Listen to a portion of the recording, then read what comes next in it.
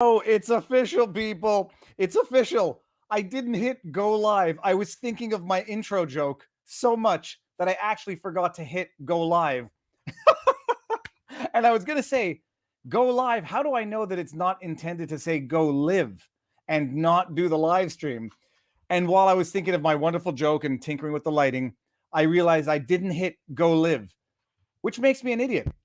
Are we live and are we hearing everything? F, yes, lots of Fs and legit. So, this is going to be very unique. Now, I don't want anyone to get disappointed.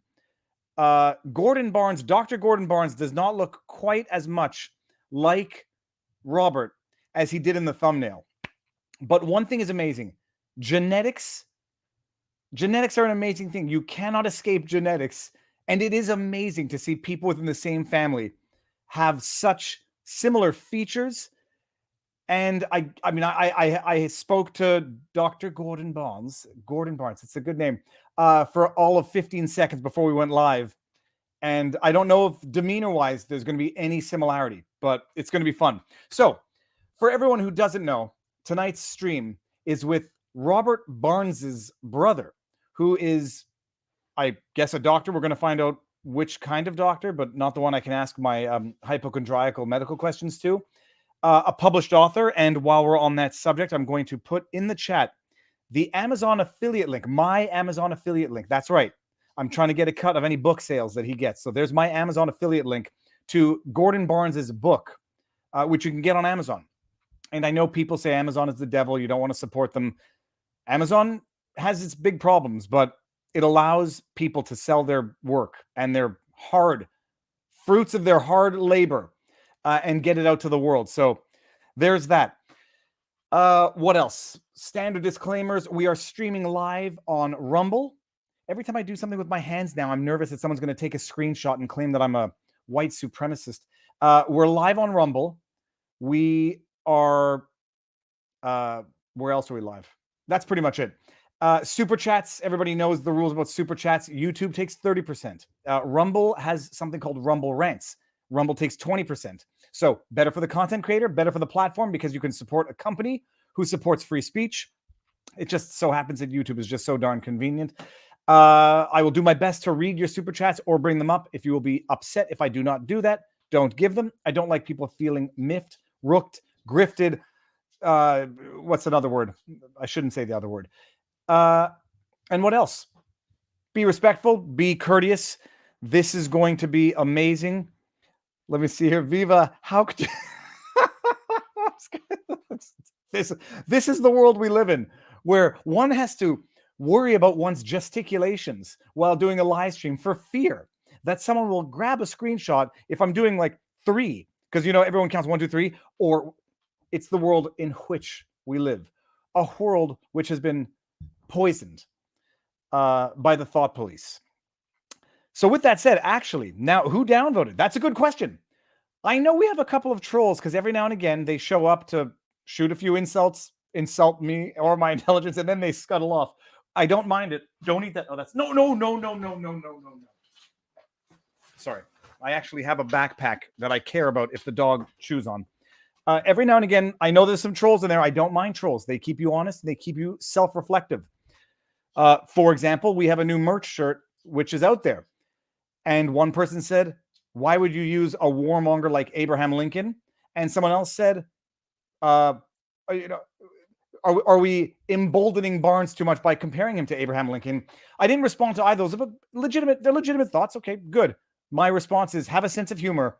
Art is art. Taylix makes the best memes on earth. And if you don't have a sense of humor in this life, it's going to be a long life, a long, unhappy life. All right. And with that said, the Barnes and the Barnes are in the house. Which one do I bring in first? Okay, I'm going to bring in Gordon first. Gordon, how you doing? Hi. Good to be here. This is going to be surreal and amazing. And now I'm bringing in your baby brother. It's me. Hey, Robert. Not bad. How are you doing?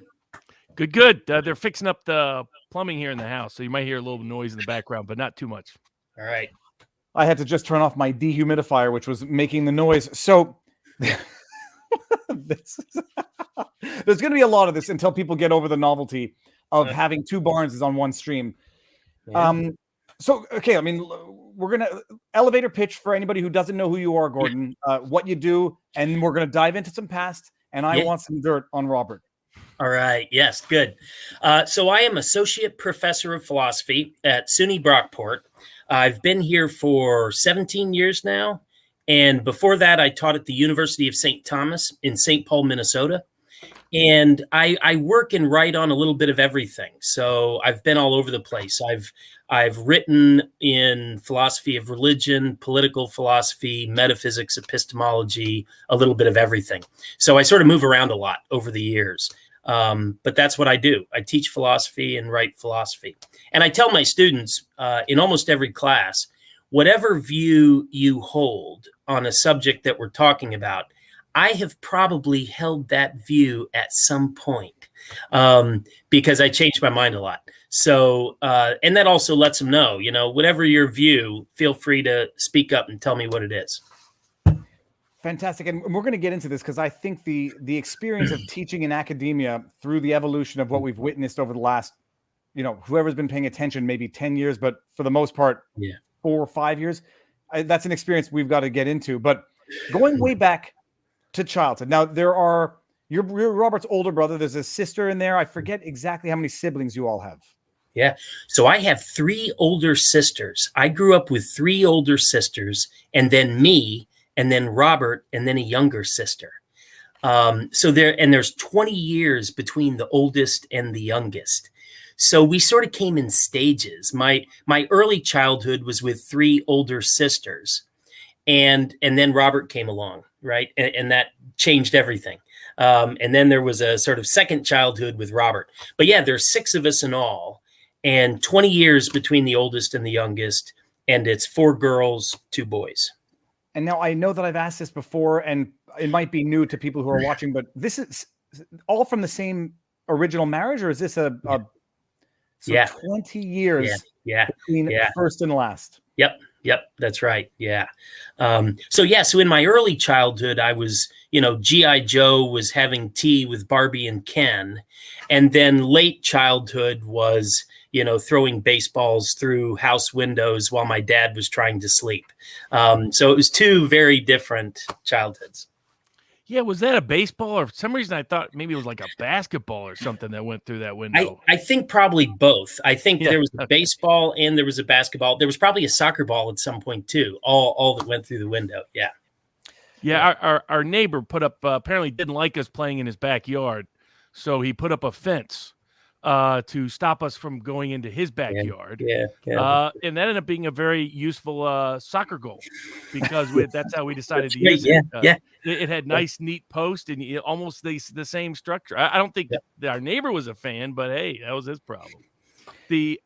Now, you're born in Michigan, but I assume you don't really remember much of it, of Michigan. Yeah, I don't remember anything of Michigan at all. So I was 2 when we moved to Chattanooga. And my first memories are in Chattanooga, Tennessee. And then from then until I was done with college, I was in Chattanooga. So I only remember Chattanooga. That's right. Yeah. Your parents did what growing up again? So my dad was an accountant. He was a cost accountant and a controller. And my mother was a stay-at-home mom, though for a little while she worked as a nurse's aide on 3rd shift. She did that for a little while. Do you remember? So, what do you remember in terms of Dad's employment in the sense of when you were growing up? So when I was growing up, when we first moved there, he got a job with Crane, the Crane Corporation, and they weren't stationed in Chattanooga, but they placed him in Chattanooga. And then over the years, when I was growing up, he worked for a couple different companies as a cost accountant. And then in the recession in the early 80s, he became unemployed as an accountant. And so he worked every kind of odd job you can imagine, throwing newspaper routes. He worked as a clerk in a hotel overnight on 3rd shift, and then eventually doing inventory in department stores on 3rd shift. So he did every kind of job you can imagine in those years. Yeah. And that was very much a function of the fact that he had an accounting degree, but and he was a public accountant, but he was not a certified public accountant. And That's right. That became, he Yep. ended up caught between being overqualified or under, which I still find peculiar. The idea that you can be overqualified for a job, but overqualified or underqualified for almost everything, and ended up having to just find whatever, could pay the bills. That's right. Yeah, when he became an accountant, so he graduated from college in 1959, and when he became an accountant, CPAs hadn't taken over the field. And so there was no reason to become a certified public accountant. Over the next decade or so, I suppose, the licensure of being a CPA really took over the field. But it was in a time when he was having kids, he was gainfully employed, and then eventually over the years, it became necessary and he wasn't a CPA. Yeah.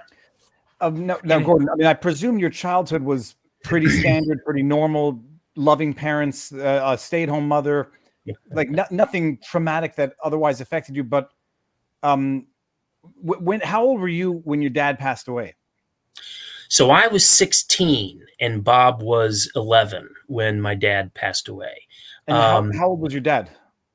My dad was 52. He was 52 years old. Yeah. And he was actually working third shift. So at this point, so this was in 1986. And as I say, my dad worked any kind of job he could get, every kind of job he could get. And at this point, he worked for a company called RGIS. And what RGIS did was they did inventory in department stores over third shift while the store was closed. So these people would get into a van in the morning and they would drive for several hours, and then they would get out and do inventory all night. And it was actually at midnight one night on the job when my dad had a heart attack and died. And so we got the phone call at the house in the middle of the night. And I was 16, Bob was 11. One of my older sisters and my mother went to the hospital. And when they called, they actually didn't tell us that my dad had already passed away. They just said he'd had a heart attack. But we later found out that he was DOA. So, yeah, I was 16. Bob was 11. It was March 31st, 1986. It was the halftime of the Duke Louisville game. Is how I remember it. Now, in terms of my contempt for licensure commenced because of the fact that Dad couldn't get jobs commensurate to his capabilities, solely based on certifications that did not really correspond to actual ability. And did it impact you in the same way at that time, or was it later? Truth be told, I didn't really think about that much at all until years later when I was teaching a political philosophy course, and I decided to use as a textbook Milton Friedman's Capitalism and Freedom. And I was reading the chapter in which Friedman rails against licensure. And he's talking about the negative effects, how people who are perfectly capable are crowded out of the market as a result of this sort of contrived licensure. And that's when it hit me. I was like, that sounds familiar. And that's when I realized, I thought, Dad not being a CPA did exactly that to him. But I didn't think about it like you did until years later. It was really years later. But I mean, Gordon, this is for both of you actually, but how do both of you, and how does the family cope with the loss at that time? You have 6 kids, a stay-at-home mom, and 3 kids 16 and under. First of all, Gordon, do you remember how Robert dealt with it? Do you remember how you dealt with it? And how did you deal with it? And how did the family, if you ever get over something like that, how do you cope with something like that? Yeah. Well, I can tell you that I have very vivid memories of how Bob reacted to it initially. I don't know how much we want to, get into that, but his reaction was the most dramatic right from the beginning, truth be told, of all of us. And it burned into my brain. I've told just a few people very close to me this story, but, I'll tell you. So when we got the phone call and my mother and one of my older sisters went to the hospital, I walked back to the back bedroom and Bob was down on his knees praying at the bed. So I thought, I'm not going to bother him, and I left. A couple hours later, when my mother and my sister got back, they told me that our dad had passed away. And so my sister Marty and I, we walked to the back bedroom where Robert was, and Robert pulled the sheet up over his head, and he didn't want us to see his face. And my sister told him, said, did you know that Dad died?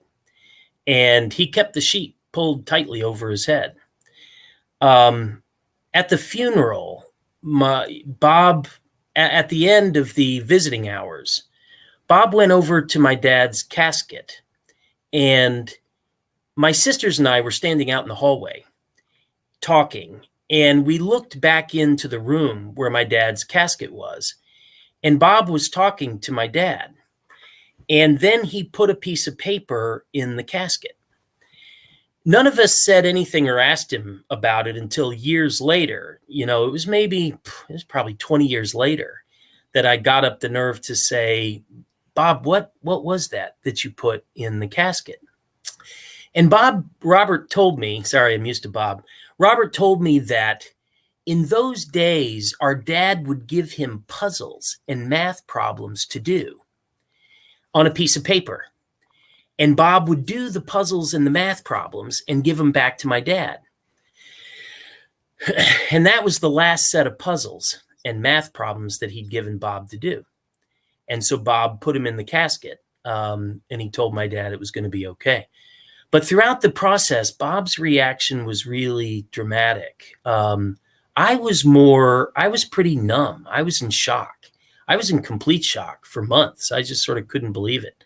Honestly, I'm still that way about death. I'm sort of incredulous. I don't believe it, right?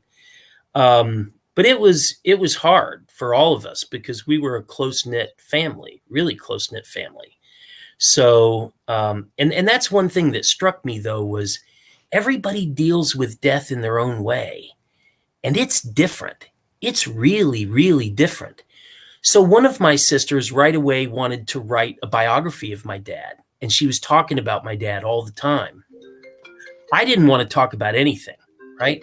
I didn't want to talk about it. I didn't want other people to talk about it. I wanted to be alone with my grief.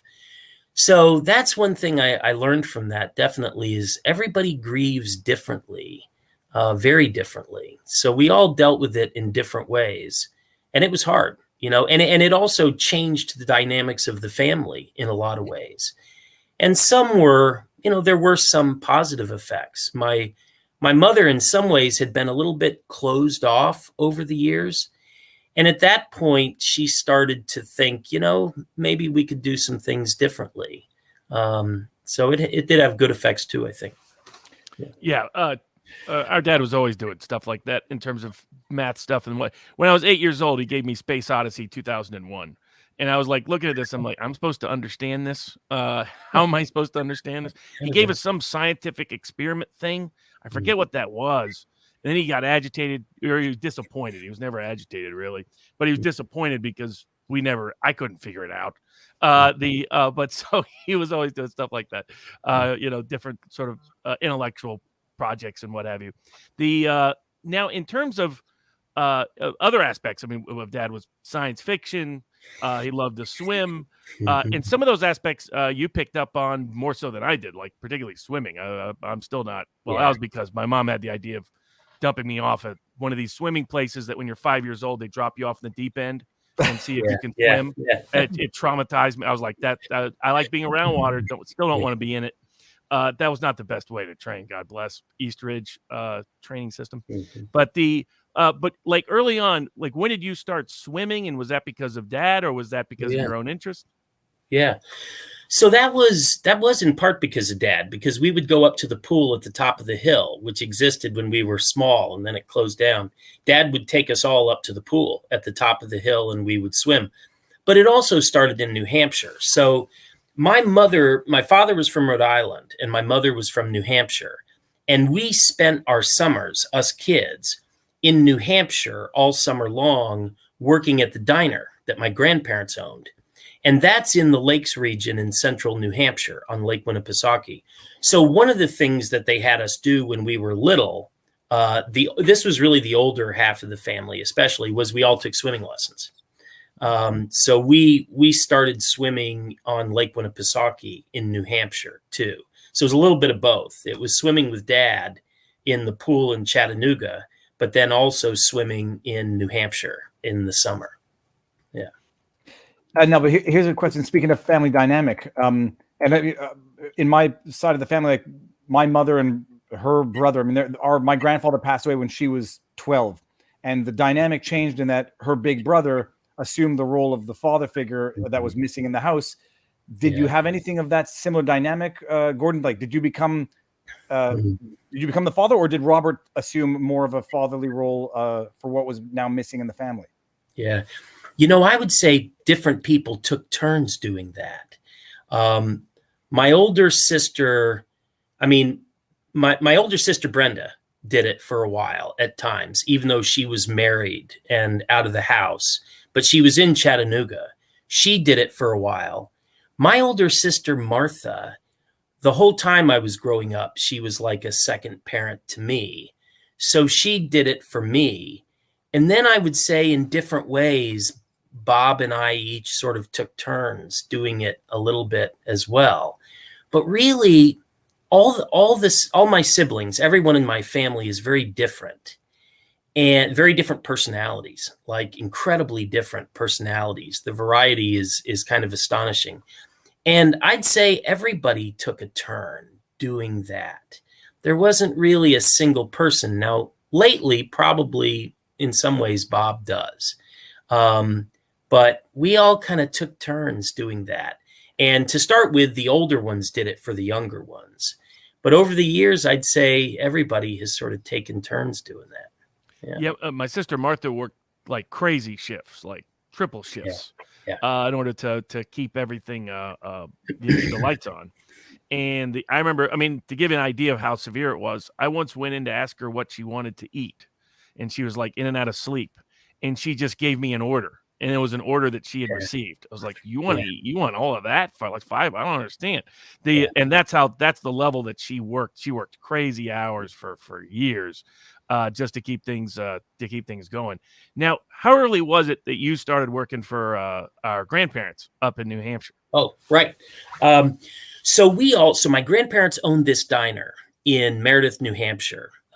It was called Interlakes Dairyland. I think it started in 1959, I want to say. So all of us kids would go up there and work for the summer as waiters and waitresses and busboys and prep cooks.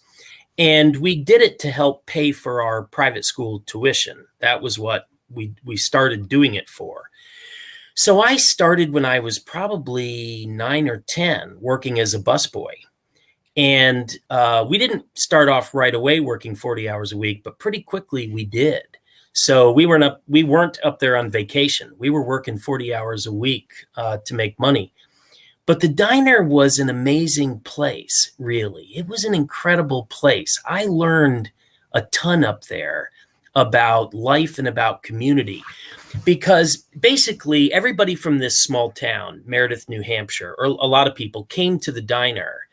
And it created like a second family, a second community for them. And the seating was in a circle. It was in sort of a rectangle, actually, around the grill and all the other food. So people would talk to each other, right, across in every direction. And it was an incredible variety of people. So, I remember things like there was a guy named Harold, a middle-aged guy named Harold, who was cross-eyed, and he was legally blind. And Harold would come in, big heavy-set guy. Harold would come in, and Harold clearly wanted people to believe that he could read the menu. So Harold would pick up the menu, and he would often hold it upside down. But he would look as if he was seriously trying to read the menu. And then he would order. Nobody said a word to Harold. No, nobody gave Harold a hard time. Everybody knew Harold wanted people to respect him in a certain way. And there was just such an incredible variety of people. There was a guy who was independently wealthy, but you would never have known it from the way he dressed. And then we had the two dishwashers were both mentally disabled, Frank and Jack. And they came from what was then called the state school in New Hampshire. And they were interesting individuals. So Frank was illiterate. He couldn't read, but he could identify every make and model of motorcycle that there was. So on his break, I would go out as a little kid and I would sit with Frank on the curb, and a motorcycle would come by and I'd say, Frank, what is that? And, he'd say, it's a Kawasaki, 650C, whatever. And then Jack was also illiterate, but Jack could fix any appliance you can imagine. Jack, it occurred to me recently that Jack was a little bit like the main character in Sling Blade in a lot of ways. There was similarity. Well, long story short, it was like an island of misfit toys, but it created this sort of family in a way. These people came from the community, and it was like a diner version of Cheers. So you learned a lot about hard work. You learned a lot about, making your own money, and you learned a lot about relating to other people as a kid, right? The adults would all interact with us just like they interacted with everybody else. So it was a great learning experience over the years. I learned a lot from it. Yeah. Now, I guess we're going to jump ahead a little bit, but when do you go into philosophy? What did you study? Well, first of all, actually, Robert asked this. I say Barnes. Robert asked this a lot of everyone else. Now, high school wise, were you guys in public schooling, private schooling, and what was that experience like? Yeah. And then how do you get into philosophy later on down the line? Good. So we went to a private school. Here's part of the story that's important that I want to tell you about us growing up. Because when you asked if there was anything unusual, I don't know quite how unusual it was, but it's important, at least for the way I developed.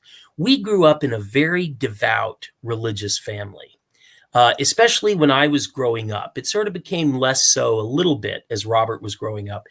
But right before we moved to Chattanooga, my mother had a conversion experience and she became a born-again Christian. And when we got to Chattanooga, we joined an independent Baptist church that was very, very traditional, very, very conservative.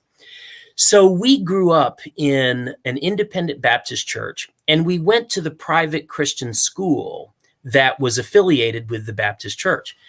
So I sometimes tell people that I honestly think that my education in high school was probably a lot like the education you would have gotten if you were a 17th century Puritan in New England. It was the Bible, and more of the Bible. And I both loved it and hated it from the beginning to the end. And probably I'd say even now, love it and hate it. Because on the one hand, there were some really great things about that. So I remember sitting in a pew in church with my whole family lined up in the pew, my sisters and brother, and my parents, singing hymns, old gospel hymns, like, How Great Thou Art, Amazing Grace, Gimme Gas in My Ford, Keep Me Trucking for the Lord, right? And, it was a great family experience to be together like that. And my father had this incredible baritone voice. He had a beautiful baritone voice. And I loved to listen to him sing those hymns. So some of those experiences were positive. We memorized, us kids, we memorized huge passages out of the Bible. So there was a time when I was 8 or 9 years old when I could quote for you verbatim Galatians, Ephesians, Philippians, and Colossians. So you could say, Gordon, Colossians chapter 3. And I would say, if ye then be risen with Christ, seek those things which are above, where Christ sitteth on the right hand of God, right? And on and on. And there were at least two good things, I think, that came out of that. On the one hand, we learned to have to sit down and study, right? You had to sit down and study for hours to memorize this. And then there's the fact that the language of the King James Bible is beautiful English, right? It's one of the high points of the English language, if you ask me. So now when I remember some of the passages that I remember, I think, boy, I learned some great vocabulary in learning all that. All right. Well, fast forward. The point is, by the time I hit adolescence, though, I hated it, right? I chafed against it. I wanted to go to movies. Now, Robert and my dad snuck away and went to movies. That's another story. When the rest of us were in New Hampshire, they snuck away and went to movies. The rest of us couldn't go to movies. I wanted to go to movies. I wanted to listen to rock and roll. That's what I really loved. So we had this huge stereo that had a record player and speakers at both ends. And I can remember as a kid, 12, 13 years old, sitting at one end with it turned down at night. Pretty sure my parents were asleep so that I could listen to rock and roll music. So I hit adolescence. To get to the answer, I hit adolescence and I was rebellious. I didn't like this. I hated it. Up in New Hampshire, my grandfather was telling me, because my grandparents were not religious believers. They were just not religious people. So I remember my grandfather telling me, Gordy, you don't have to believe that stuff, that your parents believe. You don't have to believe all that, And so I started having questions, right? Lots of questions. I was like, what do I think? Do I think this is true? Is there a God or isn't there? Is Christianity true or is it a myth? Is it all made up? And then our father died, right? And a lot of things were really, really hard. And that's when I started getting interested in philosophy, especially in college, because I had these questions about religion and I wanted answers. And they weren't just abstract questions. They were personal questions, right? I wanted to know, is there a God or not? Is some religion true or not? So I thought, I'm going to study philosophy to see if I can figure out the answers. And that's really how I got into philosophy. I also initially planned to go to law school, but I got totally sucked into philosophy. And that's how I got stuck doing it. What I remember early on is you reading Kierkegaard, because I was trying to figure out how to pronunciate the guy's name, saw the book in the, I was like, well, what is it? When did that come about and what led to that? Yeah, good. So I stumbled on a book, and at that time, this is very early college. So it could just as well have been in the religion section of a bookstore as the philosophy section. I don't remember which. But it was a book by a guy named Gordon Marino, who I think still teaches at St. Olaf in Minnesota. And it was a book about Kierkegaard. And what interested me, of course, was Kierkegaard is someone who believes in faith against reason, right? You can follow the passion of your heart. We can't figure out these things intellectually anyway. Make a leap of faith. And I was sort of sorting this out, trying this out. So my first great love in philosophy was Kierkegaard. And I still have texts of Kierkegaard in which the pages are like falling out because I've read them 1,000 times.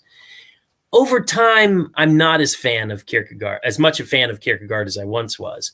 But that is how I got started. And then when I majored in philosophy, I started reading lots of other philosophers. But that is how it got started. That's right. Well, Gordon, now I've got to ask the obvious question, but ultimate conclusion on belief in God, or is it still evolving? Good. Still evolving. I am officially an agnostic who probably 3 days a week leans towards believing in God and 3 days a week leans against it, which is probably my personality as much as anything. I've gone back and forth on this a lot. So I spent most of my life a believer, a theist, and a Christian of some sort. I passed through like every denomination there is. But I'm sort of a hopeful agnostic, I would say. I'm deeply sympathetic with religious aspirations and religious belief, but I'm also in some ways skeptical. Like life will do that to you. I'm going to bring this one up. Oh, sorry, Robert. Right. I think this is from a portion that you might recognize, Gordon.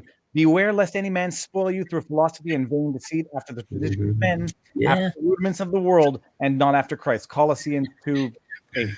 Yeah. That's fascinating. Now, what led to divinity school along that path? Oh, good. So in college, I was still a believer. I was still a Christian theist. And I discovered a guy named Nicholas Wolterstorff, a Christian philosopher, was teaching at Yale Divinity School. Now, divinity schools, recently, many of them have been much more theologically liberal. I was at the time pretty orthodox in my thinking. So it was like either a traditional form of Christianity or nothing for me. It was going to be one of those two. Wolterstorff was a really open-minded, thoughtful Christian philosopher. And I actually was in the library in Chattanooga going through catalogs, and I came across the Yale Divinity School catalog. And I knew about Wolterstorff already because I was writing my senior thesis on Wolterstorff. And I saw that he was at Yale Divinity School. And I remember thinking, wow, that's fantastic, because I want to study with this guy. So I went to Yale Divinity School to study with Wolterstorff. And then while I was there, two other really good Christian philosophers went to Yale, Robert Merrihew Adams and Marilyn McCord Adams, both of whom, so I sort of lucked out. There were three really great Christian philosophers there while I was there. And then, of course, Robert was there too, as an undergraduate. Yeah, I mean, it was going through the corporate law process. I learned to retell the story, but it was one of the interviewers. For those that don't know, if your second year in law school, first semester in the States, is when you do interviews with corporate law firms to place in that, to get a job that summer, with the goal being that then they will give you an offer so that when you're done with law school, you go to work there. And so everybody goes through that process, and if you're in a certain part of the law school class. But early on, I was getting no callbacks because people, I was telling the Yale story too, honestly. That was one problem. Yeah. The not good for corporate law firms, talk about how you left the Ivy League school to protest its policies. But the other was somebody figured out they asked me questions about, okay, so you went to Yale, and but your brother had also already committed to Yale at the same time, Yale Divinity School. And I was like, yeah, that's true. And they said, okay, then you went to Wisconsin Law School. I said, yeah, that's true. And your brother was there getting his PhD in philosophy at the same time. I said, yeah, that's true. And they said, so shouldn't we worry about wherever your brother's going to move? That's where you're going to go next. And I had not even put the two together.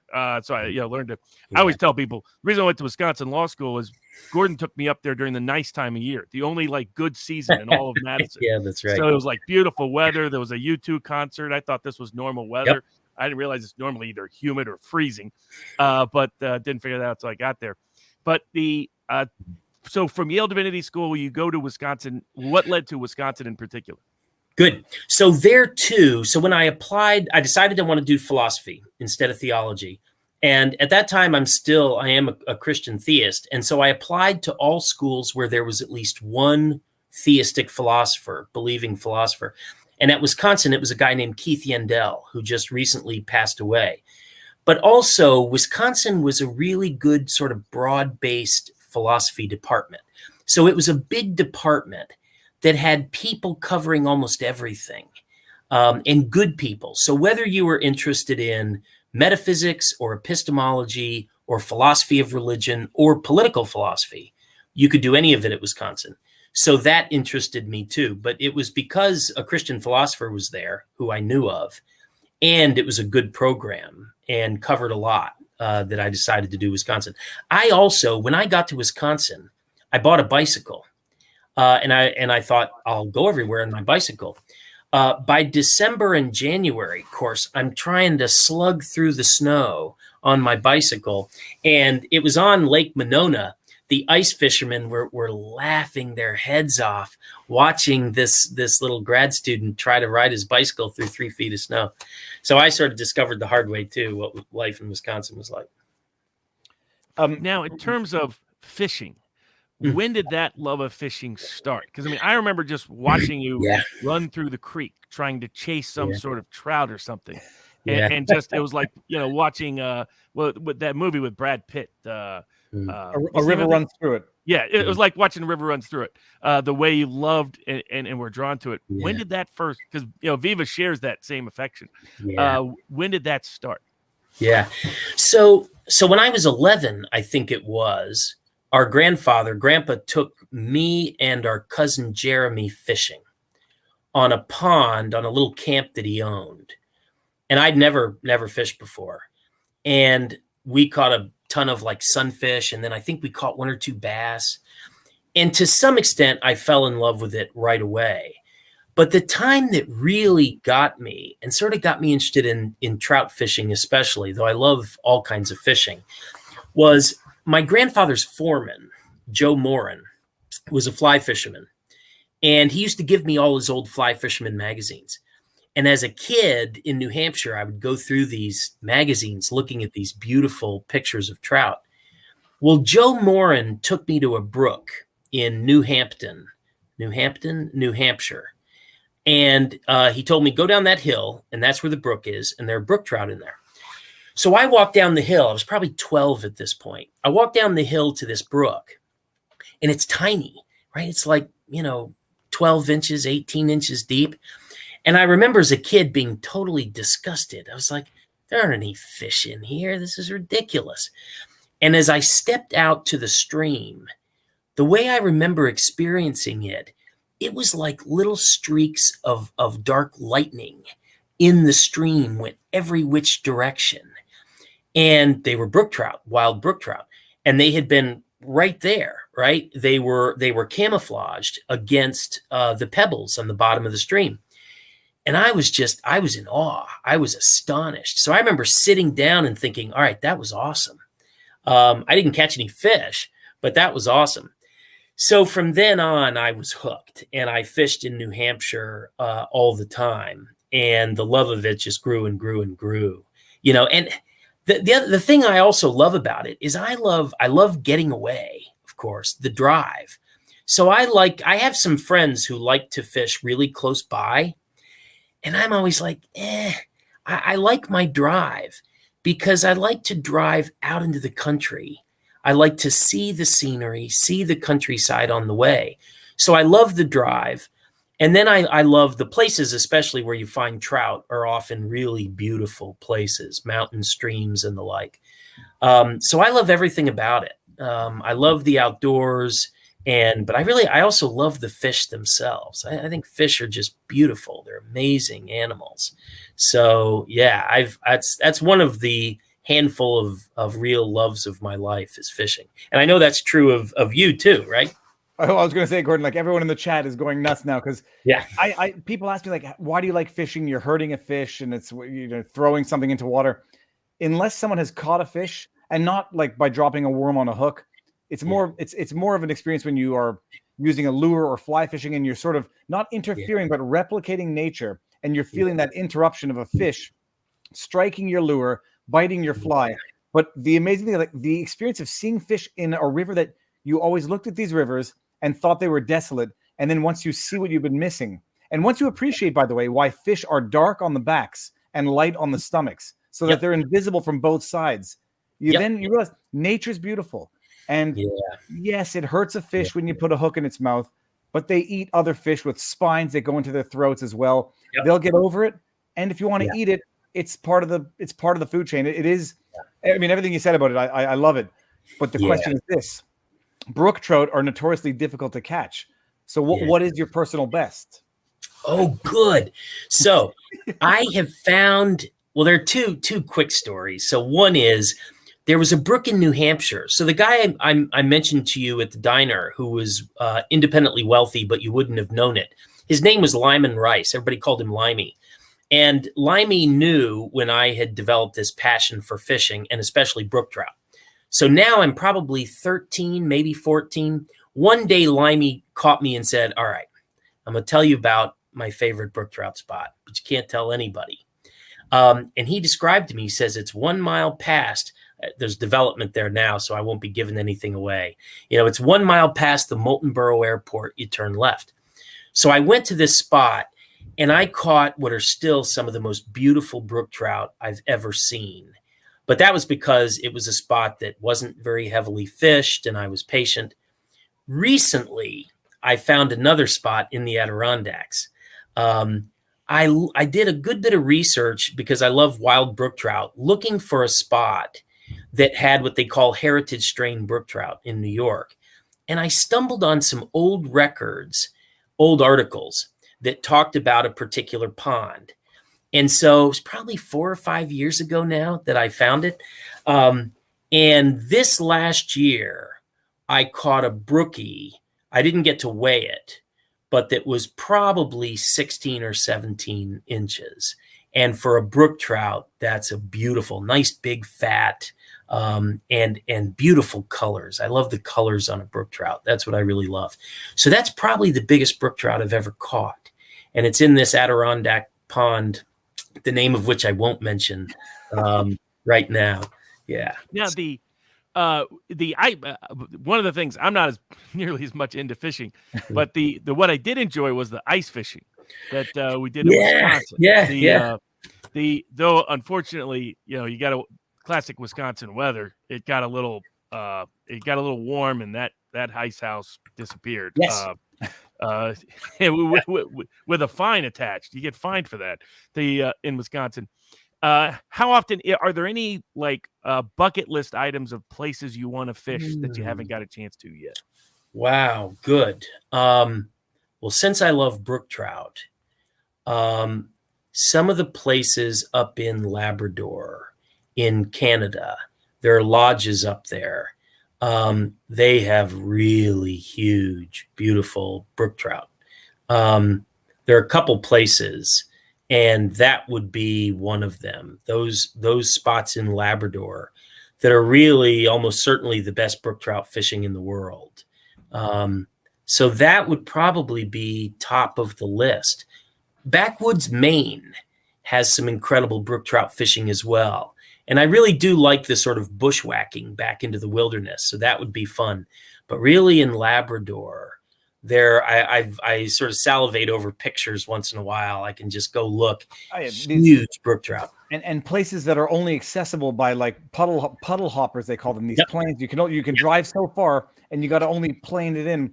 Gordon, my bucket list item, and I got to check it off when the world was still free, was sturgeon fishing in the Fraser River. And we went sturgeon fishing, and I went with my oldest daughter, and we got up at like 5 a.m. to drive from Whistler to Lillooet, BC. Couldn't remember the name of the place last live stream.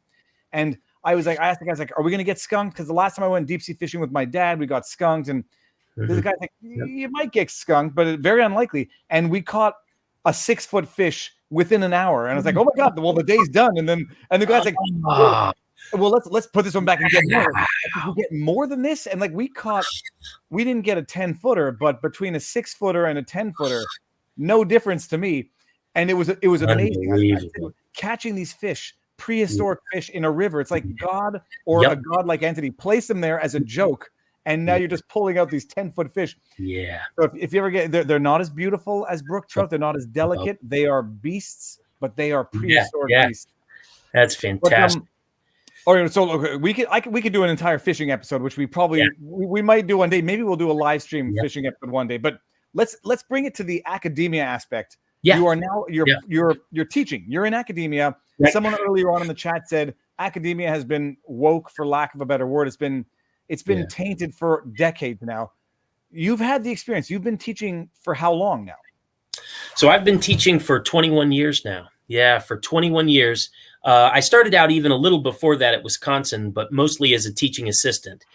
But now 21 years, 4 years in Minnesota, 17 in upstate Western New York. So 21 years. Yeah. And you've noticed, I mean, we're not manufacturing this. You've noticed an evolution. Has it always been like this to varying degrees, or has it fallen off the deep end in recent times?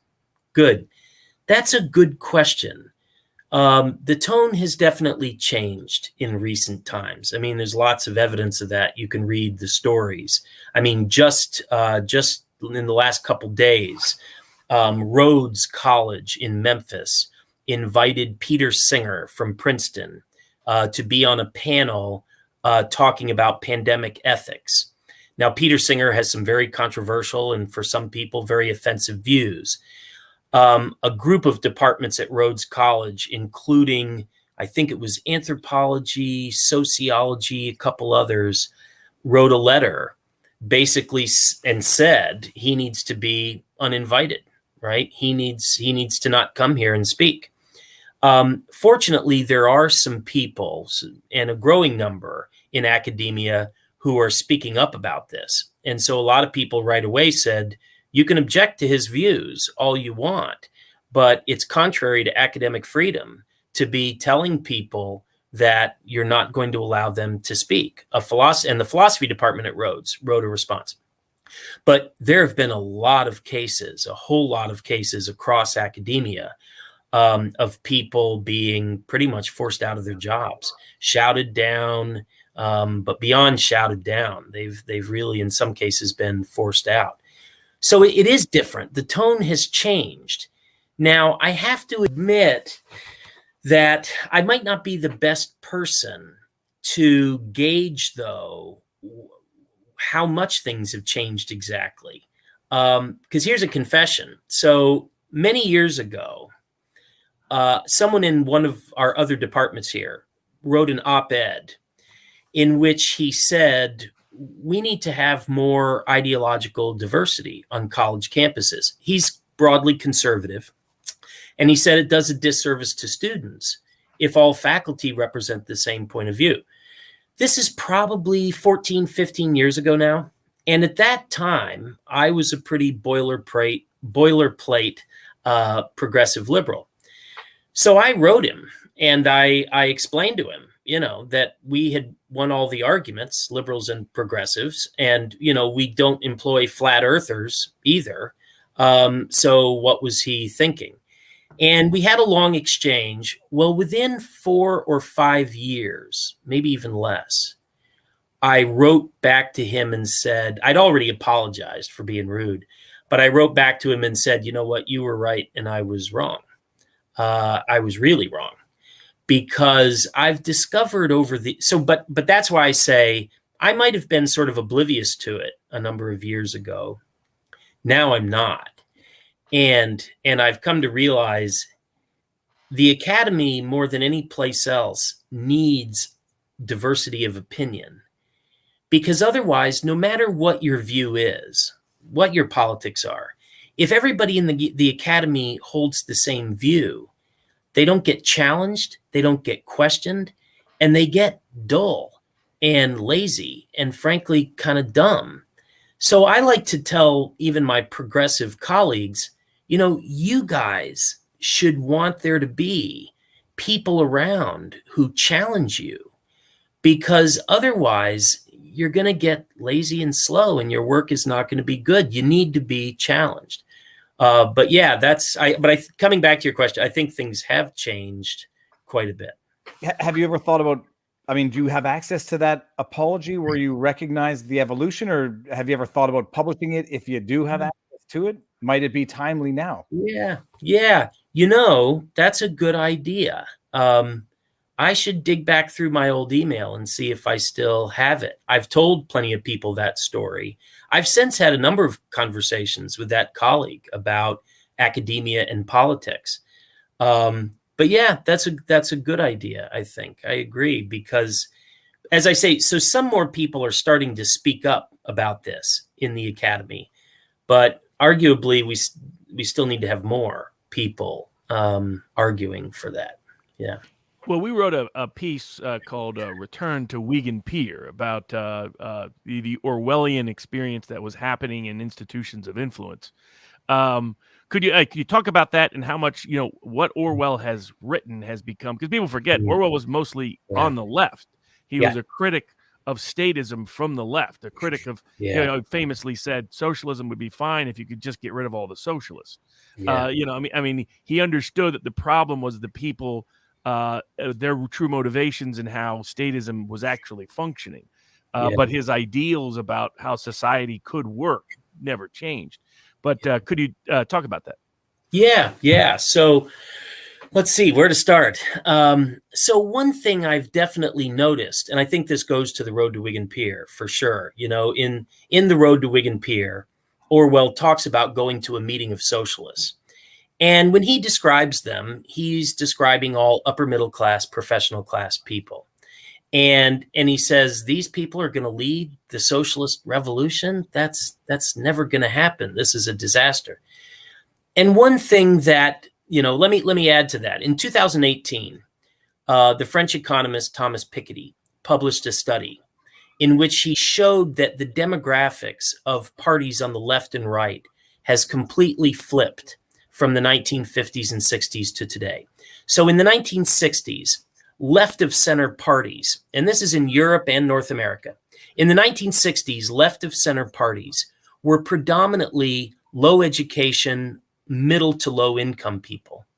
And right of center parties were predominantly high education, middle to upper income people. Today, that has completely reversed. So that now left of center parties are predominantly high education, middle to high income. And right of center parties are predominantly lower education, middle to low income. Now, consequently, the irony is, and you see this in academia for sure, frankly, the most woke people are all relatively upper income professional class people.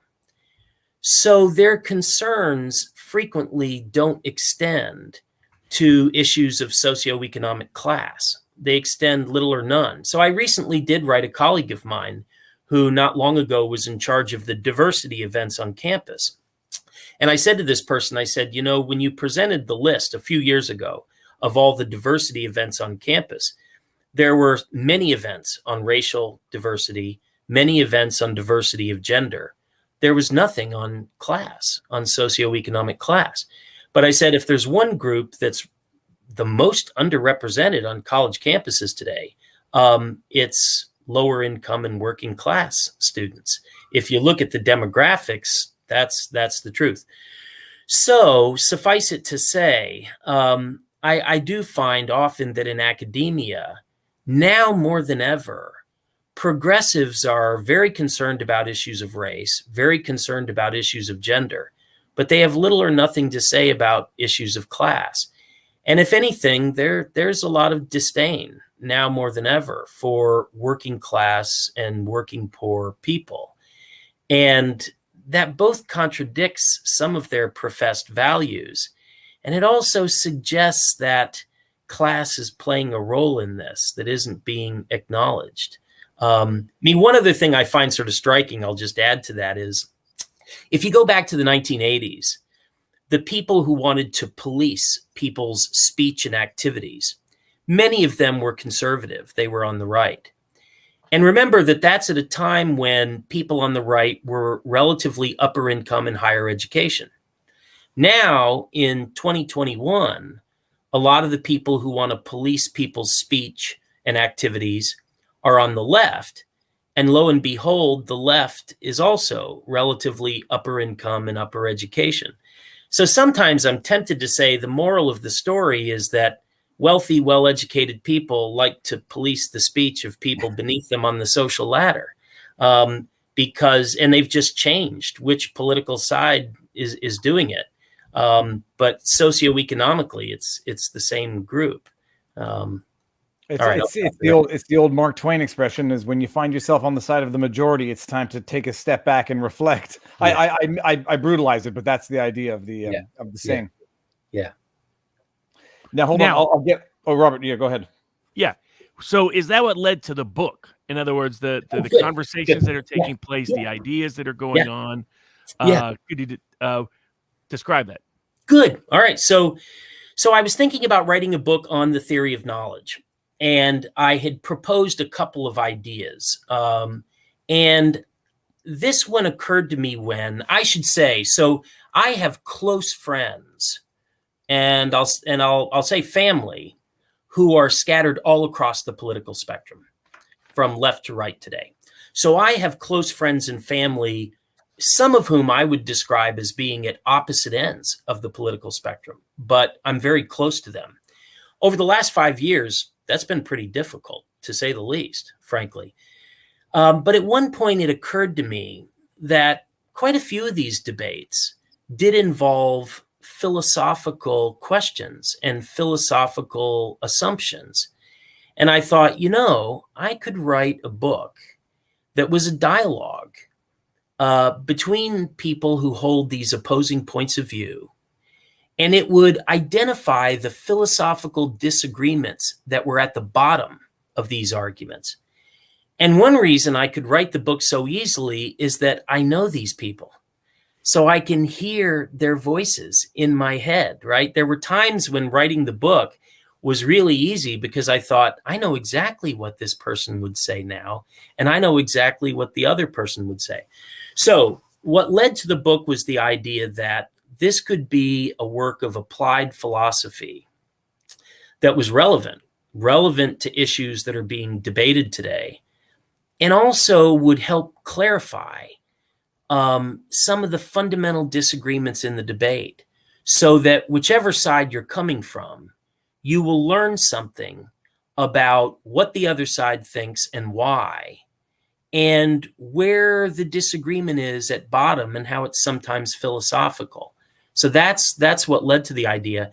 And then when I pitched it, the editor said, yeah, I think that's a good idea. And then it was over the course of about a year. I sat down, it was the COVID year, really, right? I wrote this book in the course of a year. Actually, Gordon, we never even got to this. Do you have kids or no kids? 2 kids, 12 and 10. My daughter, Molly, is 12. My son, Simon, is 12, and Molly is 10. And they're both autistic. They're both on the autism spectrum. Simon is, I would say, much more autistic. Molly is more typical. So they keep me busy.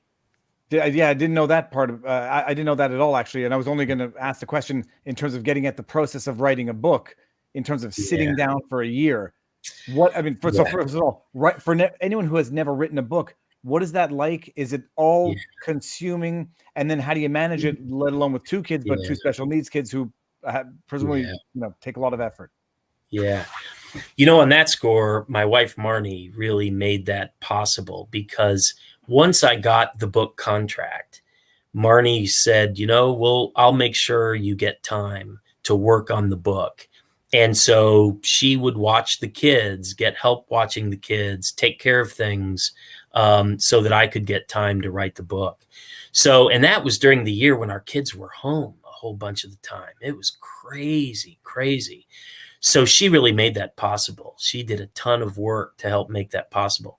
And other members of our extended family, her family, helped with that too. So it is all consuming, but it's exciting. It's really exciting. And in this case, it was cathartic for me because, at bottom, in the midst of the last 5 years, I am someone who really wanted to sit down and have rational dialogue and discussion and debate. And there was so much screaming and shouting and animosity that it was very cathartic for me to be able to sit down and say, here's what a rational debate and conversation on this would look like. So it felt good. It was just, I could express ideas that I thought hadn't always been expressed out there. So it was all consuming, but it was a lot of fun. It was an awful lot of fun. Now you get into the topics of experts in conspiracies. What how do you discuss that in the book? Good. So let's start with experts. So here is really a kind of philosophical problem. If you are not yourself an expert in some area, then how can you know if someone else who claims to be an expert really is an expert or not? Because they might not be, even if there's a community of them. So here's an example I like to give my students. Think back to the days during the plague, the bubonic plague, when the doctors were practicing bloodletting in order to treat the plague. So a doctor would come and he would drain a lot of blood. There had to be some guy over in the corner who said, I don't think that guy knows what he's doing.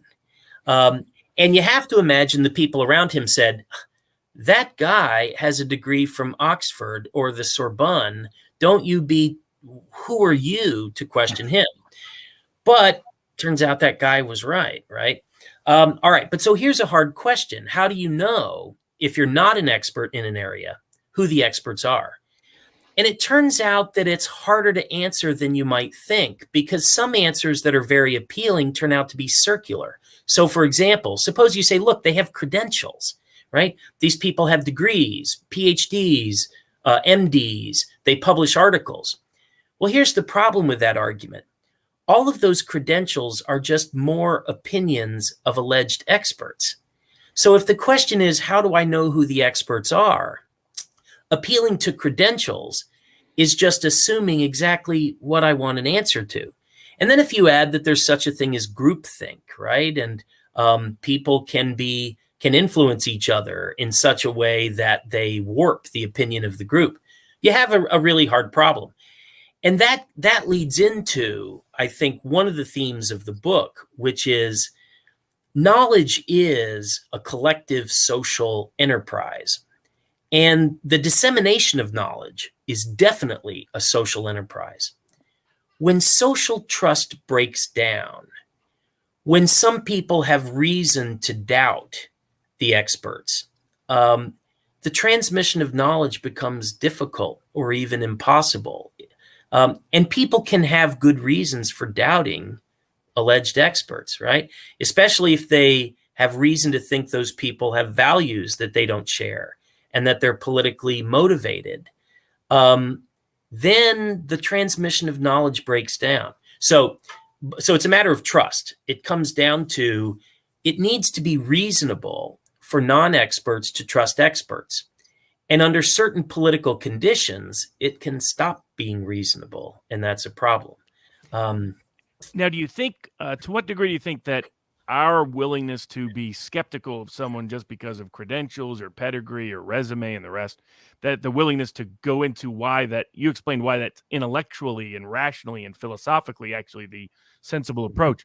Do you think our life experience between having at a young ages religious authority figures that proved unreliable narrators of truth and seeing licensure disadvantage someone, our father, for no good cause, how much do you think that influenced or shaped our skepticism, that just because somebody says, oh, I'm an authority figure, that we should defer to them? Oh, I think it definitely did. I think it definitely did. And having the experience of being in a sort of intellectual minority in other ways too. So when I was a religious believer, but in philosophy departments, at times, the majority of the people were completely dismissive of religious belief. And at times in ways that were just not fully justified rationally, whatever your view. So that played a role too. But definitely, I think, if you come from the wrong side of the tracks in one way or another, and there are lots of different ways of doing that, then you're just more likely to question the people who think they know best. So I think it definitely played a role. You know, this semester, I'm teaching ancient Greek philosophy for the first time in many years. And reading the Apology of Socrates when he's on trial, I was really struck by something Socrates says. So Socrates says, I went around and I examined all the people who are supposed to have the most knowledge, including the politicians, the poets, who are sort of the religious leaders of the day, and what he calls the craftsmen. And he says none of them knew as much as they thought they did. But he also says the people who had the reputation for having the most knowledge, they turned out to have the least. And the people who are believed to have the least knowledge, I actually think some of them had the most. And Socrates is saying this in 399 BC, right? So in one way I thought, boy, some things maybe haven't changed much. Because in Socrates' own day, he's saying a lot of the people who they themselves think they know the most and other people think they know the most, I actually think they know the least. I was really struck by that. So in a way, I think it's not a new problem. Well, it's the old expression, I forget who said it, but being an expert means knowing more and more about less and less on the one hand. But then, speaking of ancient Greek philosophy, and I just had to double check who it was Aristotle. And, the expert issue seems to go back to trust, in that it's ethos, ethics or good character, logos, logic, and pathos, emotion. Yeah. And the idea that, look, I'm not a liar, but I can pick out a liar. And I've never done heroin, but I know that, it's bad type thing. Yeah. And so I don't need to be an expert in order to know who I would qualify as being one that I would trust. Yeah. And it would come through the process of discussing, questioning, analyzing, and then coming to my own conclusions, which I guess in court is what a judge does after a voir dire to determine who is and who is not an expert. But in today's day and age, I mean, we're seeing a whole different level as to who are experts and the deference we as the plebs have to place in the opinion of experts. How are contemporary events factoring into your current education, your current teaching of 3,000-year-old stuff? Yeah, good. So I often just try to let students draw the inference for themselves, even when it might be pretty obvious what it is. And in part, that's because I find that if you try to beat them over the head with something, they're resistant and resentful. And of course, in a way, I think they should be. I'm glad they are. But it definitely has shaped. It has shaped what I teach and what I think is important. And in a couple ways. One, I do think that viewpoint diversity is really important. I think students should get exposed to a variety of views. And I think that's more important than ever. So I more than ever try to make sure that a variety of points of view are included in every course I teach, so that students really have to think, whatever view they're coming from. I also think that just learning to reason well is more important than ever.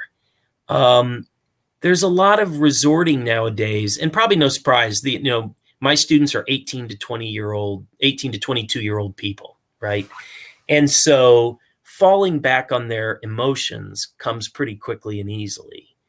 But consequently, I think it's maybe more important than ever to refocus their attention on, all right, what are the reasons here? What's the argument here? Can you make an argument for the view you hold, and what is it? So I think that focus on sort of classical reasoning is more important than ever, and so I do a lot of it. Yeah. Now, how much has your teaching style and teaching method changed over time, and what sort of, I mean, you describe what your goal is, to get people to think, not necessarily to have a certain opinion, but to learn how to think and to process their own assumptions, their own beliefs, to listen to other people, to engage them meaningfully, etc. And, you always get like high ratings. You're like, the top professor and all that jazz. You get the Rate My Professor, which terrified professors initially when that thing came out. But for you, you're doing really, really well. How did you learn that process, and was that a learning process, and how do you go about it these days? Yeah, good. So I find that to start with, the more enthusiastic I am about what I'm teaching, if I just let that come through. So I just start a conversation. I sit on the desk in the front of the class, and I just start talking about a philosophical problem. And I tell them why I find it fascinating, why I find it interesting. That usually, it's infectious. I mean, students really get interested if they see that you're interested. And then from there, I think what's been hard to learn is how to balance lecturing enough that students get the information and concepts they need with creating space for them to think for themselves and make mistakes in their reasoning and speak out. So that's always a struggle, but over time I've learned how to give them space and let them think out loud, let them make mistakes. That's the hard part sometimes. All of us have to make mistakes to learn. And when you're teaching somebody philosophy, when they make an inference that really is fallacious, it's not a good inference. Sometimes you want to just jump in and say, okay, you stop and I'll do this for you. And that's a terrible idea. You got to let them do it themselves. But over time, I've learned to sort of spend half the time lecturing and then the other half the time ask them questions. And I try to gauge the class and then push back the other way. That has been interesting because, for example, probably 15 years ago, when I would teach philosophy of religion, and we're in Western New York, so most of our students come from suburban and rural, sometimes urban, but suburban and rural Western New York. 15 years ago, when I taught philosophy of religion, all the students in the class would be religious believers. And so I would push back the other way, right? I would press skeptical arguments and skeptical questions. And then maybe 10 years later, I was doing this, and I slowly figured out that now half or even sometimes 2/3 of my students were total religious skeptics. And so once I figured that out, I start pushing the other way, right? Well, here are the theistic arguments that you should think about. So what I really try to do is figure out whichever point of view the students are coming from. In order to make them think, I try to push the opposing argument so that they have to think about it. And whatever conclusion they come to, they'll be better thinkers after they do that. Yeah. Now, how much did that public speaking come from? I mean, I remember viscerally when I was young, watching you as, I think you were a 7th grader, in a play and just being fascinated by all of it and the theater performance and the rest.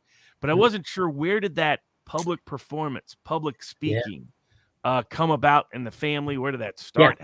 How do you remember? Boy, you know, what I remember is it was Brenda. It was our older sister, Brenda, who first did that. And she did both. She did drama.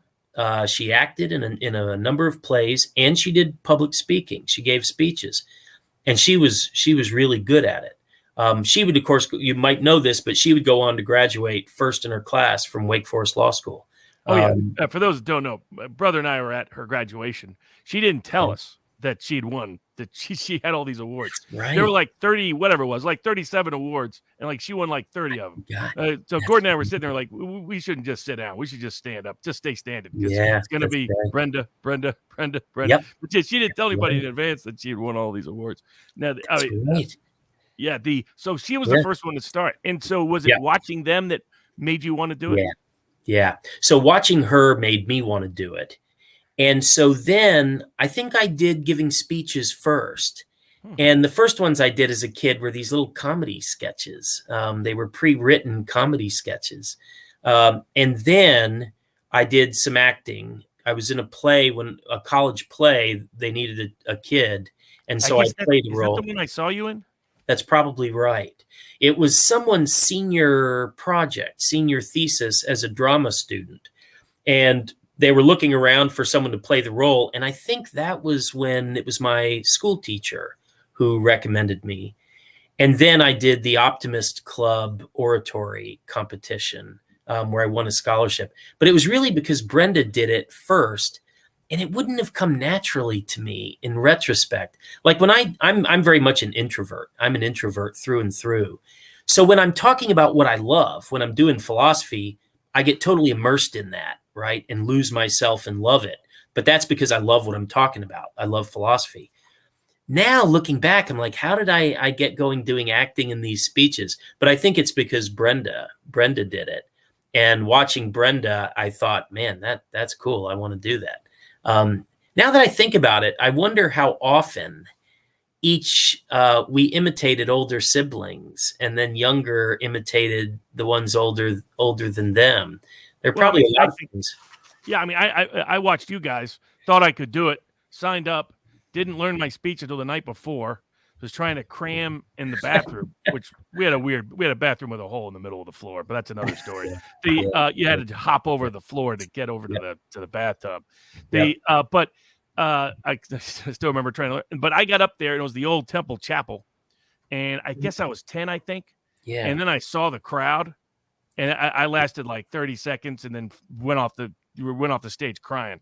That was my. So I thought you guys all did it, so this will be a no-brainer. Not so much. But then, got in the habit of it after that. But I don't remember. I think I did it because you guys did it, not because somebody signed me up to do it. But because of you mostly. I mean, I did the debate, did the oratory, got in the habit of it, that's where all that, because I don't think it would have come, if that first experience was any indicator, would not have come natural at all. Yeah. Now, debate I loved. I did intercollegiate debate in college for a year and a half. and absolutely loved it. I started this when I was a freshman, and I didn't want to do any of my schoolwork because I just wanted to do debate. And that probably also played a role in getting interested in philosophy. Debate was fantastic. You had to construct a case on each side, and you would run both your affirmative case and negative case. That I just found wonderful. And then you did debate in high school and were really, really good at it. But that again, it was the content that sort of really sucked you in, making the arguments. And of course, that turned out to be what you did. But debate, now that I think debate, I loved even more than the drama or the speech. It was good fun. Well, it's interesting to think like debate versus performance, or performance versus acting, I guess, is the distinction. Yeah. Debate is not a performance in the acting sense. It's a performance, but it's still what you believe in theory, unless you're playing devil's advocate. But Dr. Gordon and Robert, I think this might go for both of you. I'm gonna get to some super chats, and then I have the question of all questions. Disclaimers be danged. Can you please ask Gordon if he is familiar with Ian McGilchrist? He connects neuroscience, philosophy, and religion. I know the name, but that's all. I don't know McGill. So it's Ian McGilchrist. I will look that up because I don't know his work, though I've heard the name. But I'll look that up. That sounds really interesting. I'm gonna recommend it to my wife, who's a neuroscientist. For those of you out there in the crowd who already know that, Glenn Schumann on Rumble Rant says, "Dr. Barnes, thank you for your story. Revealed a whole new side of your brother, which stories of trauma that lead to what's the word? Overcoming the trauma. Although I still don't, I don't know. You guys are living with a certain trauma that has shaped you as to who you are. It is inspiring, but it's also it's life. Life is not perfect." D2KC says, "Would you consider the embrace of critical theory in our universities an epistemological crisis?" To quote Vosh, a popular socialist YouTuber, "It is more important to have the right political impact than to be right." I guess this one goes for both of you. Let's start with Dr. Gordon. Yeah. When I said that I've changed my mind about everything in the course of my life, the truth is there's one thing I haven't. And that's that I believe in objective truth when it comes to matters of fact. I don't think truth is relative. And I believe that there are rules of good reasoning, and that those rules are reliable rules to follow. So for that reason, critical theory I find just corrosive, because critical theory undermines rules of good reasoning. It calls into question rules of good reasoning. And once those are called into question, there's nothing to do by way of rational dialogue or debate. It's a conversation stopper, literally. So that's one issue, one area in which basically I agree. I think critical theory is a bad idea for human knowledge and for the academy, for the sciences. Now, there are different strands of critical theory, and they're not all the same. But yes, I think, especially if we're going to have rational public dialogue and debate, we need to follow some basic rules of reasoning. And critical theory really calls those into question. I'll give you one example of this. There's a woman, it was a while back now, several months ago maybe, a woman wrote a piece about how she's an academic.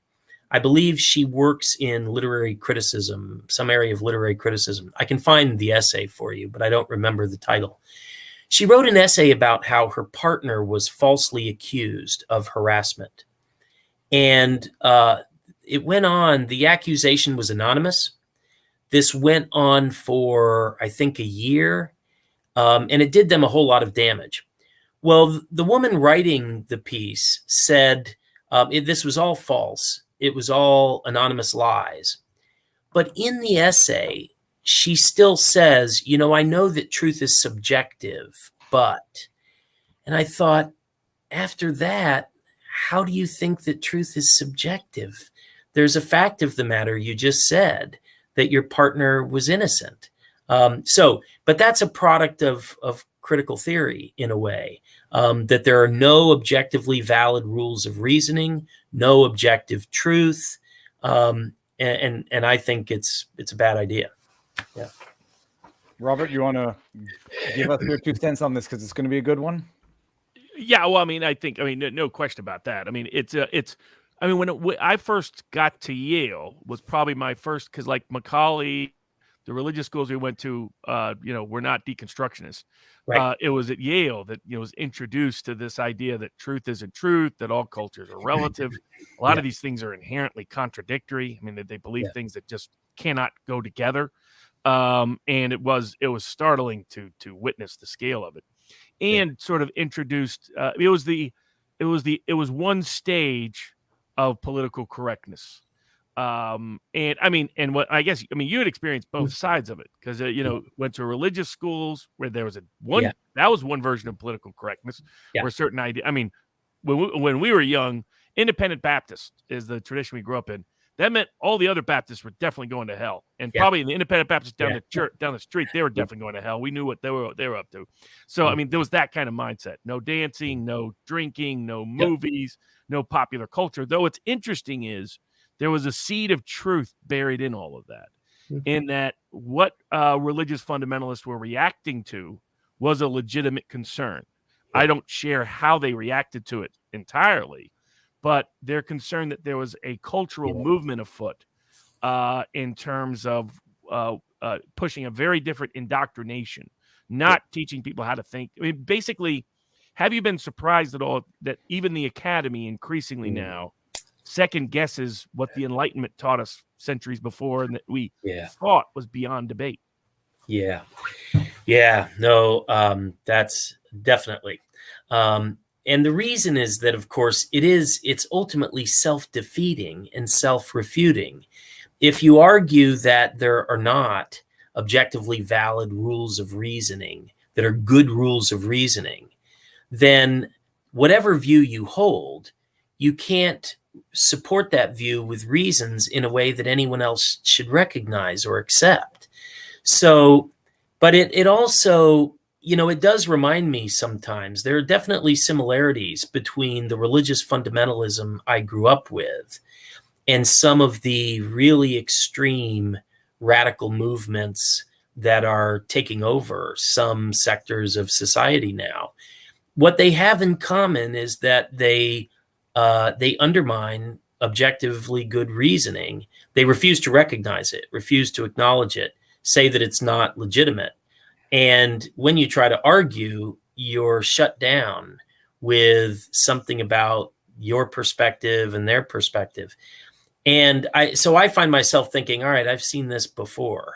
I know what this is.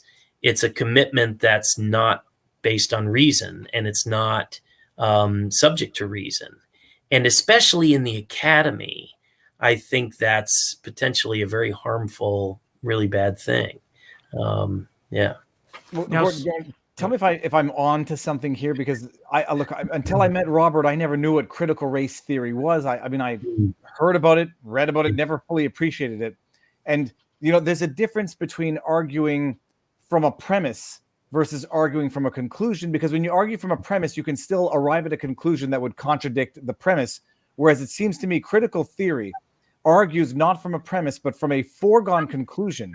And so all roads have to lead to that conclusion. And if the road doesn't lead to that conclusion, the reason it doesn't lead there is because of the conclusion itself, that if you disagree, speaking of critical race theory in particular, it's because you're racist. So you get to that conclusion, which confirms the institutionalized racism. And if you don't confirm it, it's because you yourself are institutionalized racist.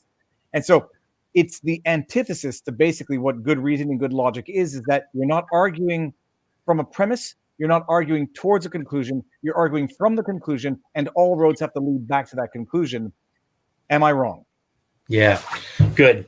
That's definitely the way some people who endorse critical race theory argue. I don't know if I'm in a position to say that all of them argue that way, but it's what some people call a Kafka trap, right? In which no matter the theory that's applied to you says or implies that no matter what you say, it just confirms the theory, right? So the standard example is, if I don't believe, say, that there is present tense systemic racism in America, suppose one holds that view, then rather than giving evidence to support the claim that there is, the response is, well, you're a white male. So obviously your opinion is tainted. It's produced by an unreliable, dysfunction of some sort. And that's the problem with that way of arguing, is that it's a conversation stopper, right? And the other thing that I find unfortunate about it is there are people who would argue for something in that neighborhood who argue rigorously with evidence and reasons. So there's a philosopher at Harvard named Tommy Shelby who has a book called Dark Ghettos, in which chapter after chapter, he marshals empirical evidence and gives arguments that the situation of African Americans in the ghetto is unjust. And Shelby, whether you agree with him or disagree with him on the arguments, Shelby is giving evidence. Shelby is giving arguments. He's trying to persuade you. And I often think to myself, I know people who have their students read Robin DiAngelo, for example. And I think to myself, one of the things that's unfortunate here is you should be having your students read Tommy Shelby, right? If you want to read, someone who reasons in support of that kind of view, there are people who do it, and people who do it well. And instead, you're sort of teaching this very manipulative, non-rational stuff. So again, it really does even people on the progressive left an incredible disservice when they resort to these illiberal tactics. And that's what they are. They're illiberal tactics. Rather than reason with you and persuade you, we're just going to shut you down and stop the conversation. That harms them as much as anyone else. When there are people out there trying to give reasons and arguments. But yes, that's the Kafka trap has become a really common strategy now from people in some circles. I like the term Kafka trap. Yeah. Have you been surprised at all? Like there is this scholastic, however it's phrased, a lot of studies and surveys that have been done over time that can't be replicated or reproduced, that have raised questions about what methodology went into them in the first place. Yep. Any thoughts on that? Yeah. Well, this comes up in the book. I think right in the first chapter, I talk about the replication crisis in psychology. And yes, what happened was it was a couple grad students. I think they were grad students at Princeton at the time, and they were statisticians.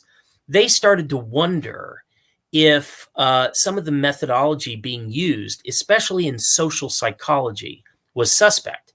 And so, and they knew the statistics. I don't know the statistics, but they thought, I really find these studies suspect. So they said, you know what we should do? We should get psychologists to try to replicate these experiments and see if they get the same results. And so they replicated, I think it was 100 initially. I think it was 100 studies, and they got the same result in only 40 of them. So 60% of them got different results. And then they kept trying to replicate more and more failed to replicate, to use the term that way. So it became what's known as the replication crisis in psychology. And some of these experiments were taken as gospel in psychology. Some of them were 20, 30, 40 years old, and they received wisdom. And it became so bad that at one point, one of the experts in this field said, I have spent most of my life working on what's called ego depletion. And I'm now not sure there's any such thing as ego depletion at all. That's how serious and how bad it got. Now, it's hotly debated what exactly happened and why. But one of the things that was going on that's now been documented is that someone would do, say, 19 experiments, 19 studies. And in 17 15 or 18 of them, you would get no significant result at all. But in number 19, you got a significant result. So what they do is take the 18 experiments that got no significant result, stick them in a drawer, and publish the one that got a significant result. And it looks very flashy. But that's because nobody knows that most of the time when you ran the experiment, you got nothing until it was exposed. It's also definitely true that the area that suffered from this the most was social psychology, which is an area in which people were arguing that people's situations shape their behavior much more than their character as individuals. Suffice it to say that a lot of people would say it was somewhat politically motivated, and that political motives were in fact driving a lot of the research. And that's another reason that scholars really need to be careful about letting political motives drive your research, because it runs the risk of just being bad research. Yeah, sort of classic motivated reasoning. Now, Right. one of the topics you get into that's almost like, particularly within the academy, but also other sort of professional classes, that's kind of, verboten, is that you're not supposed to talk about conspiracy theories. Yep. But you get into it in the book. Could you describe how you approach that topic? Yeah, good.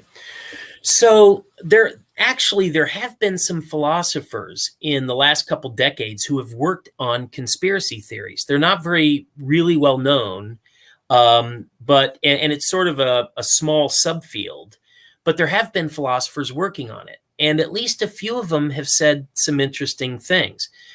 So in the book, what I try to do is first define what a conspiracy theory is. And other philosophers have worked on this as well. And the definition that I have settled on, along with some of them, is that a conspiracy theory is a theory that explains some event in terms of a conspiracy, a group of actors acting in secret. And it's an alternative to the received story, right? So there's some official account that's either put forward by the people in authority, or it's widely believed. And it seems to be part of the definition of a conspiracy theory that it's always an alternative to some received account. From there, the conversation between three characters. One of them believes some so-called conspiracy theories. Another one of the characters thinks that that's completely crazy and irrational. And in the process, what comes out is that, you might be able to have a certain intellectual vice at two different extremes. You can be paranoid, where you think that people are conspiring against you even when they're not. But at the other extreme, you can also be naive, right? Where you don't believe that people are conspiring often enough. And one thing to keep in mind in that regard is, so everybody recognizes that there have been conspiracies, right? Because they sometimes get exposed. Well, someone who doesn't think you should ever believe a conspiracy theory, they must think that no one who commits a conspiracy ever gets away with it.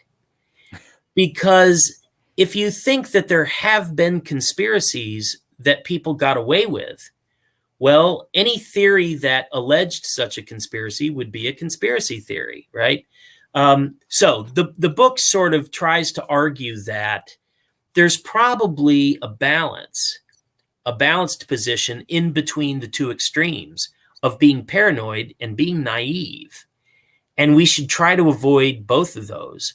And people who say you should never, ever entertain a conspiracy theory, you could argue that they're being naive, perhaps, especially in light of the history of conspiracies that we know have happened.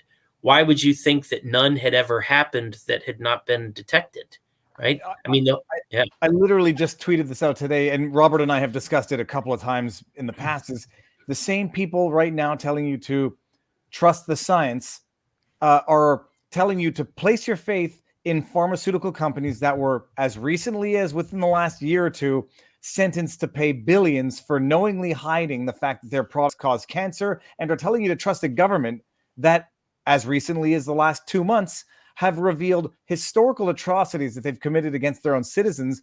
And you're supposed to say, shut up and trust these two institutions right now. And so to question them makes you a heretic conspiracy theorist.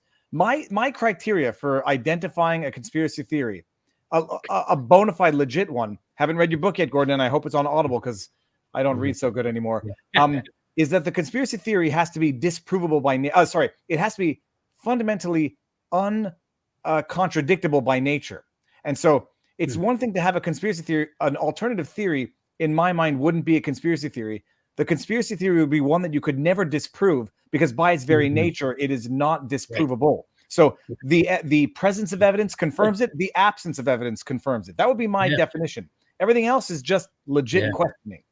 Yeah, I like that. That makes a lot of sense. Well, and in the philosophy of science, there's an idea that goes back to the philosopher Karl Popper that any good theory should be falsifiable. That's Popper's criterion. And that just means it should be refutable. It should be possible in principle to refute it with evidence. And it sounds like that's your criterion for conspiracy theories. Now, our little sister, Laura, is big on genealogy, but you share her passion. What led to the interest in genealogy in particular? Boy, that's good. Well, of course, I just love history is part of it. I'm a huge history fan. I love history. So part of it is being a history buff, but then part of it is a curiosity about one's own origins, right? Where did I come from? And maybe it's that down deep, I really do believe that saying that things are the way they are because they got that way, right? And so part of me always wants to know, how did things get this way? And specifically with respect to me. So part of it is just an application of my interest in history to my own history and family.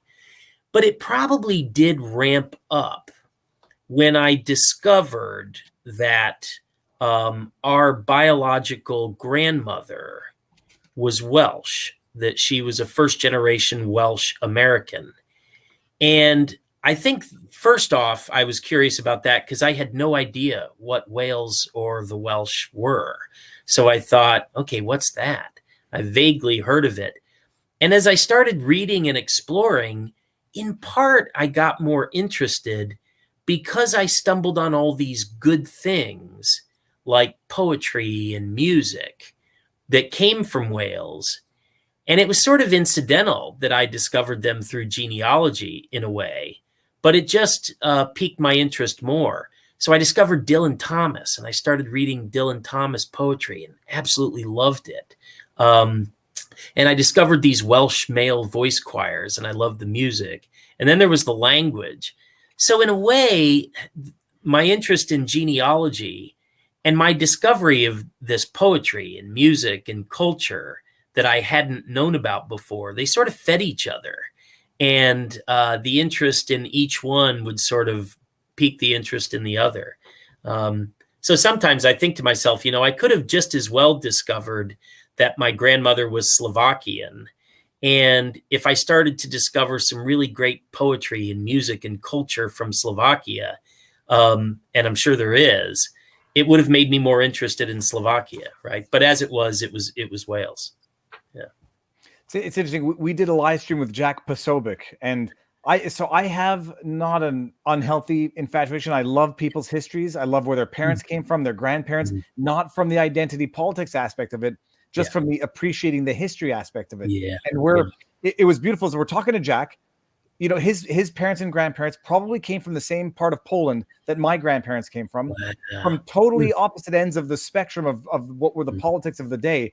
But it helps understand and explain who people are today and how they came to be the way they are in a non-judgmental way.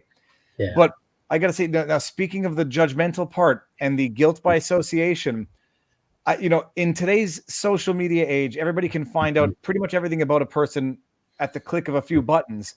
Do you ever take any flack for Robert and his professional career and the people that he has represented? So I keep a pretty low profile, right? Until now. So Only with, so there are some people who know Robert and Robert's work who know me. And some of them, some friends I have, because as I say, I've got friends from all across the political spectrum. Some of them definitely sort of cast, aspersion and will give me some grief about it on occasion. But for the most part, I haven't, I keep a low profile. Nobody knows who I am, right? So I haven't been associated with Robert very much publicly. But with people who do know Robert, yeah, there are times when it's been tough. And especially in the last 5 years, the way things have changed with polarization. People I know are really angry about politics these days, more than I can recall in my lifetime. So a little bit, but only a little bit, because generally I live in a different world from the one Robert does. And so I haven't been associated with him as much. But now it'll get interesting. Yeah. And Robert, have you taken flack in court because of anything Gordon has ever said? No. And we have, oldest sister is moderately conservative.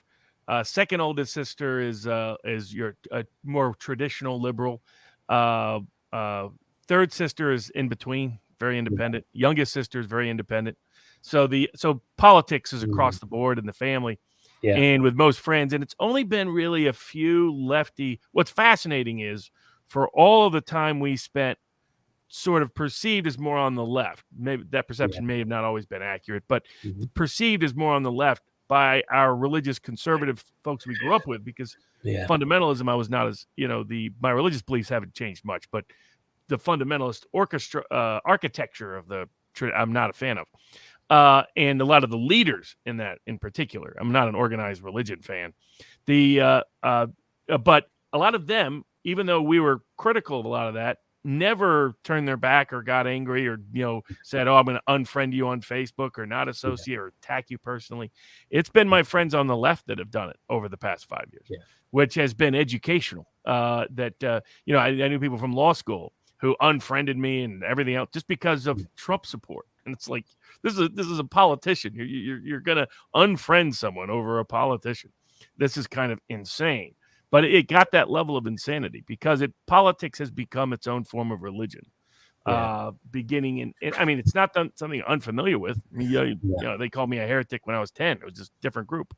So just the name of the group changed.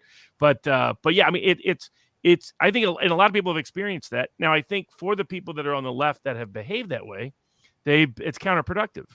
You're not going to persuade anybody by socially shaming and isolating them. Instead, you're going to antagonize them. And I think what Gordon does well is, how do you teach people to think? You show it by example. An example is not being punitive, being socially shaming, being highly critical, telling them they're dumb, telling them they're bad people. That's not a good way to persuade anybody. Most people's political beliefs are based on different life experiences, different trusted sources of information that lead them to trust different parties, policies, and people. It's not because they're either dumb or evil. Outside of a very small minority of people. And that's why people disagree with one another. But we think of our politics are shaped by our conscience and our cognitive capabilities. So if somebody disagrees with us, we assume, well, they must be brainwashed because they don't know the facts, or they must be stupid, they can't think through things, or they must be evil, they must be bad intended. That's really almost never true. It's different sources of information that they trust. Now, I still believe there's an objective truth out there, but the fact that we see a different objective truth doesn't deny it exists, but it also doesn't mean that their belief in it is out of bad cognitive capability or bad conscience.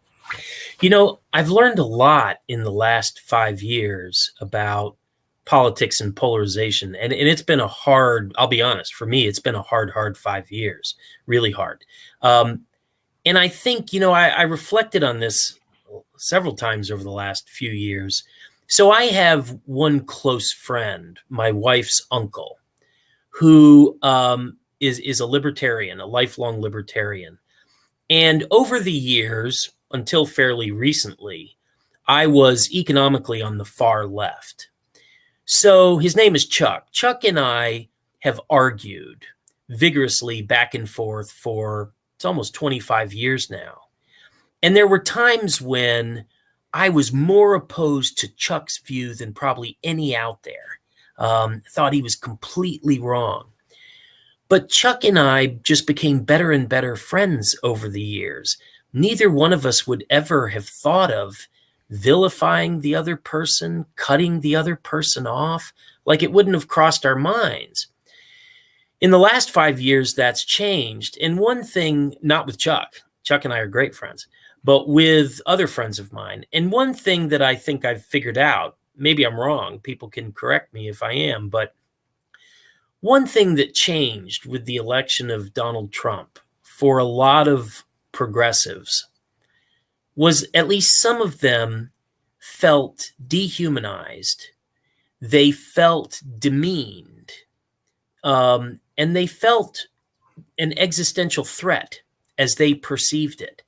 They perceived his election as dehumanizing them, especially if they were women, and as an attack on them as people.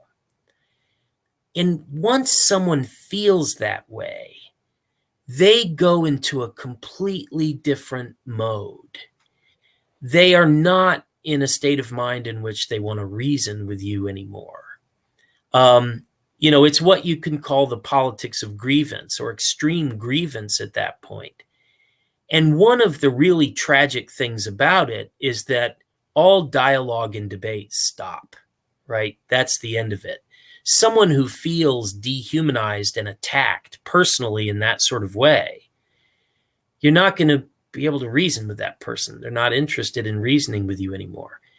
And so one of the things that has been hard for me in conversation with people in particular is to try to convey, I don't think everyone who voted for Donald Trump thinks what you think they think or feels the way you think they feel. I don't think that they mean to dehumanize women or think anything like that. But once people see each other that way, one of the worst things about it is rational conversation just ends, right? You can't have any dialogue anymore. And that is kind of a frightening thing. So, I met a woman a few years ago who had spent time in Spain doing research on the Spanish Civil War. And she told me about how she was doing research on this little town in rural Spain. And she said, I read a story that said one morning, everybody came out onto their doorstep armed, ready to kill their neighbor. And I thought, wow. So, sadly, a society can get to the point where they're that torn apart. And that's just really, really tragic. But I think a lot of people, especially on the progressive left, have gotten to that point. They believe that they're being dehumanized. And so every opposing view is now an existential threat to them personally. And once you see opposing viewpoints as a personal attack, you're not going to reason with someone like that. And that's not good. Yeah. And your response to that has been to do what you've done your whole life, re-engage the rational thought process, reinvigorate the Enlightenment principles that we learned from the last time we went down Dark Ages.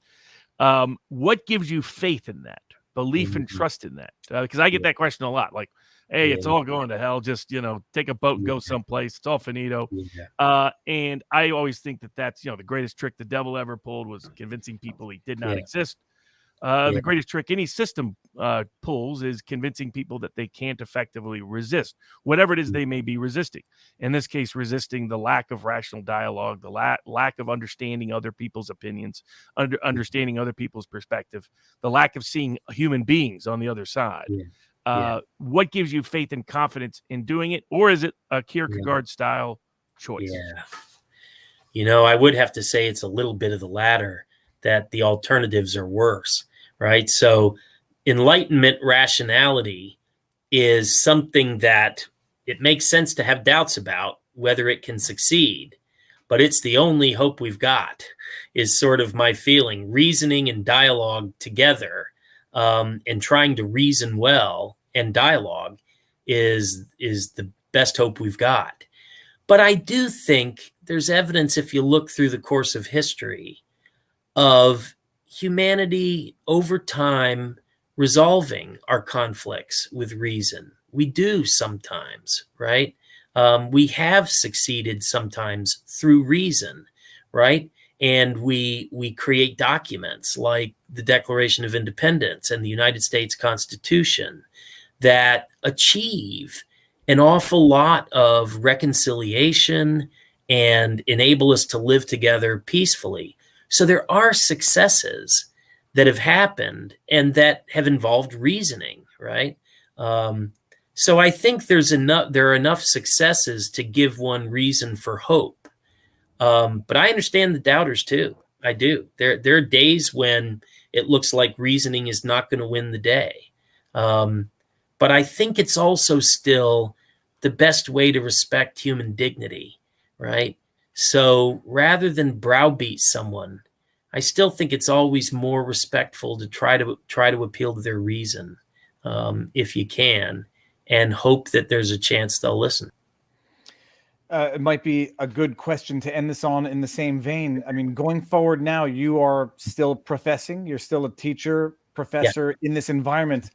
How have you adapted your teaching, and what is your plan going forward in order to navigate this environment while still trying to reach and not shape, but at the very least influence the youth of the generation who are going to be the next leaders of this generation?